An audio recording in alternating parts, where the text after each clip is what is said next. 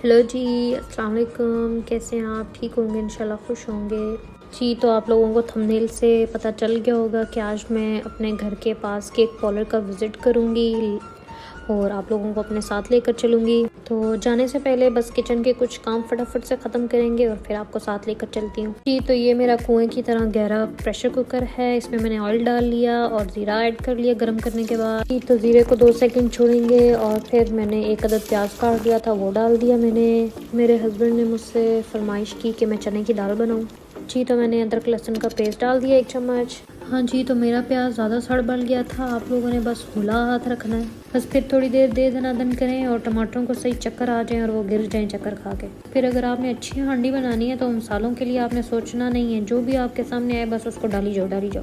दरअसल मैं बहुत तावलियों में हूँ, मुझे जाना है फटाफट, तो बस आप लोग खुद देख लेना मसाले।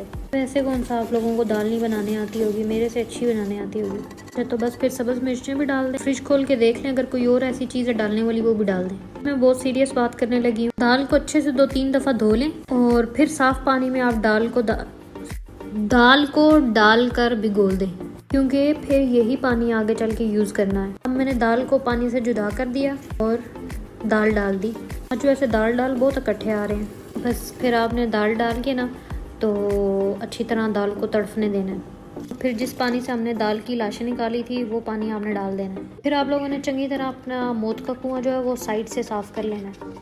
हाँ, और बस अब आपने इसको 10-15 मिनट रख के बेगम हो जाना है। आज इन दोनों ने मेरे साथ बहुत अच्छाबाजी की है। मैंने इनके पिंजरे का दरवाज़ा खोला हुआ था और मैं इनकी कुछ चीज़ें लेकर बाहर सफाई करने के लिए गई थी। पीछे इन दोनों ने बगावत का प्लान बनाया और फ़रार हो गए। खैर फिर क्या था, मैंने और बहुत सारे कटे खोले हुए थे तो मैं फिर इनको नहीं पकड़ सकती थी। मुझे ये डर था कि ये मेरे सोफ़े पे गन ना डालें। मैंने इनको 3-4 घंटे पकड़ा नहीं बिल्कुल। इनको अचानक इतनी ज़्यादा भूख लगी क्योंकि इनका खाना तो पिंजरे में था। फिर दोनों ने मिलकर मेरे सर पे अटैक किया। फिर मैं समझ गई और मैंने इनका पिंजरा खोल के सामने टेबल पे रखा और ये लोग भागे भागे अंदर आ गए। मुझे शदीद प्यार आया इन पे जी। तो चलते हैं, फिर मैं निकल रही हूँ घर से। और यहाँ लाते हैं कि लगता ही नहीं कोई इंसान ही आ रहा था। बिल्कुल सुनसान वीरान है सब कुछ। अच्छा जी, तो मैं जिस सैलून में जा रही हूँ वो समझे आप ऐसे कि पाकिस्तान में वो मोहल्ले गली कूचों वाले पॉलर्स होते हैं ना, वो है। तो ये पॉलर का नाम है, ये इन्होंने लिफ्ट के पास लगाया ताकि लिफ्ट से कोई भी बाहर निकले तो उसे आइडिया हो जाए कि पॉलर आ गया है। मैं अपने घर से पॉलर तक के कदम गिन रही थी तो सिर्फ और सिर्फ 23 कदम है मेरे। तो मैं आपको इस छोटे से पॉलर का बस ओवरव्यू दूंगी, ठीक है। छोटा सा है पॉलर, साफ़ सुथरा सा है। पाकिस्तान में भी ऐसे सफाई का और प्रोडक्ट्स का ख्याल करें अगर सैलून्स वाले तो काफ़ी मेरे ख्याल से अच्छा काम कर सकते हैं। तो ये जुनलिन ने, फ़िलिपीनी लड़की ने दरवाजे के बाहर जूतों के लिए भी जगह रखी हुई है और डस्टबिन भी रखी हुई है। और ये अरबिक में कोरोना SOPs हैं जी। तो ये मैं पॉलर के अंदर आ गई हूँ। वो जुनलिन मेरी फ़िलिपीनी फ्रेंड थोड़ी कैमरा शाय है तो इस वजह से वो नहीं आई। ये देखिए, इन्होंने दरवाजे के अंदर एक बड़ा सा बोर्ड लगा के रखा हुआ जिसमें सारी सर्विसेज लिखी हुई हैं, आगे उनकी प्राइसेस भी मेंशन है ताकि बस कोई आके चिख चिख पिख पिख ना करे। एग्ज़ाम में अगर फेशियल 2000 का है तो वो आके बोलेंगे भाई इसको 1500 कर दो, 1000 कर दो, तो दिमाग का दही इधर हो जाता है। यहाँ पे ऐसा है कि अगर आपने करवानी है तो करवाएं, मेंशन है सारा कुछ, और अगर नहीं करवाना तो रास्ता ना पे। तो उसने उस बोर्ड के साथ ही छोटा सा टेबल रखा हुआ है जिस पे उसने ये कोरोना के लिए जो लवाजमात हैं वो रखे हुए हैं। ये बहूर है, ये लोग यहाँ पे पॉलर्स हों, घर हों, ये लोग ये यूज़ करते हैं, इससे पूरे घर में खुशबू हो जाती है। आप लोगों को ये तो पता ही होगा कि अरबी लोग बहुत ज़्यादा खुशबू के शौकीन होते हैं। यहाँ से ये लोग एक दफ़ा गुजर जाए, वहाँ से अगर हम लोग गुजरे तो हम लोग ऐसे टुन हो जाते हैं। तो पॉलर बाहर से देखने में इस तरह का है कि जस्ट 3 रूम हैं, लेकिन आप देखना कि इन्होंने किस कदर अच्छे से मैनेज किया हुआ है इसको। जुनलिन मुस्लिम नहीं है, लेकिन जैसे ही मैं एंटर हुई तो मैंने देखा कि वो कुरान पाक की तिलावत सुन रही है जी। तो ये इनका पहला रूम है जिसको ये लोग सर्विस रूम भी कहते हैं। ऐसा लग रहा है जैसे इमरजेंसी वार्ड है और यहाँ पे मरीज़ ने लेटना है। मतलब मैं तारीफ़ कर रही हूँ क्योंकि इतना साफ़ सुथरा सा है। तो ये इनके पास एक मशीन है, मैं जुनलिन को कहती हूँ, वो ये एक्सप्लेन करेगी। लेकिन ये जो है ये फेशियल की चीज़ें हैं, फेशियल प्रोडक्ट्स हैं। पाकिस्तान की तरह यहाँ भी ऑप्शंस हैं आपके पास। आप 50 रियाल वाला भी करवा सकते हैं, आप 30 रियाल वाला भी करवा सकते हैं, आप 15 रियाल वाला भी करवा सकते हैं, आप 10 रियाल वाला भी करवा सकते हैं। 10 से कम नहीं है। 10 मतलब Pakistani 4000। For scrubbing. Yeah, the scrubbing. This like a laser, and this for this one. This for cold and hot. This one. This one is space. hot. Yeah. For wrinkles. Wrinkles. And this one we just spray this two. On that one. And this one for Blackheads. yeah, blackheads and some oil sucking for all this in your face. Yeah. All this. तो ये उसी room में एक side पे इन्होंने manicure और pedicure section रखा हुआ है और इसमें ये देखें ये मैनिक्योर पेडिक्योर की चीज़ें पड़ी हुई हैं। तो माशाल्लाह पाकिस्तान के सैलून्स में भी ये सब कुछ है। ये इन्होंने रखा हुआ है जिसमें आप नेल पेंट वगैरह लगा के ड्राई कर सकते हैं जल्दी से। हाँ एक बात, ये लोग वैक्सिंग को हलावा कहते हैं।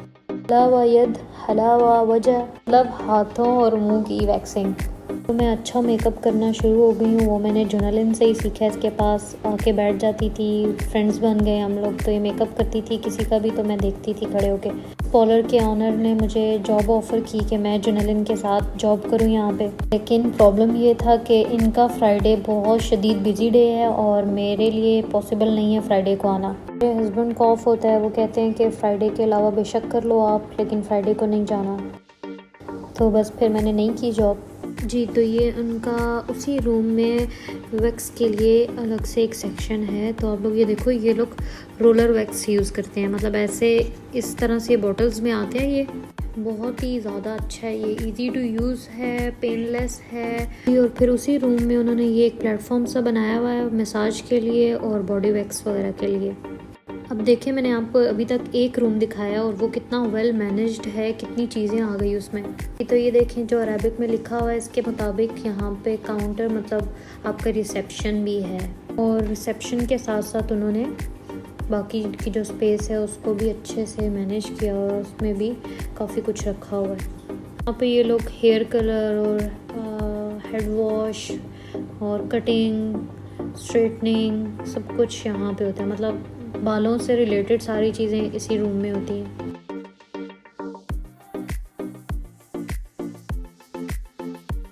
देखिए यहाँ पे किसी का सर मुझे ता कर रहा है, आई ता।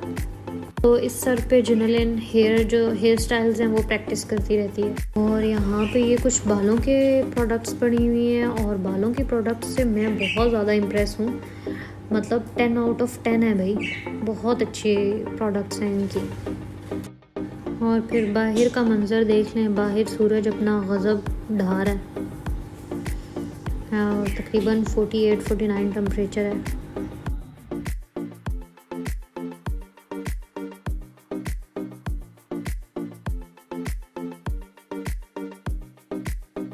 जी तो ये मैं तीसरे कमरे में जा रही हूँ और ये है जुनलिन का मेकअप रूम। उसमें यहाँ पे इसने रिंग लाइट भी रखी हुई है ताकि बाकी लाइट के साथ साथ रिंग लाइट भी होगी तो ज़्यादा अच्छे से फेस पे आएगी और मेकअप अच्छा होगा। और मैंने लाइट बंद करके वीडियो बना रही थी और फिर मुझे ख्याल आया मैं कितनी पागल हूँ। मुझे कहती है बहन तुम जो मर्ज़ी कर लो, बना लो वीडियो जो मर्ज़ी कर लो, लेकिन मैं नहीं आऊँगी भाई। तो फिर मैं खुद ही सारा कुछ खोल के देख रही हूँ, क्या करूँ। और ये सारा जुनलिन का मेकअप पड़ा हुआ है, कुछ इधर पड़ा हुआ है, कुछ ऊपर पड़ा हुआ है। जुनलिन मेकअप बहुत अच्छा करती है, बहुत ही ज़्यादा अच्छा।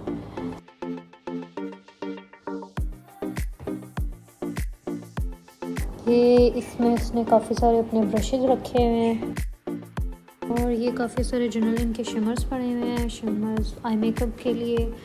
और शिमर्स जो हैं आपको पता ही है ट्रेंड में है आजकल।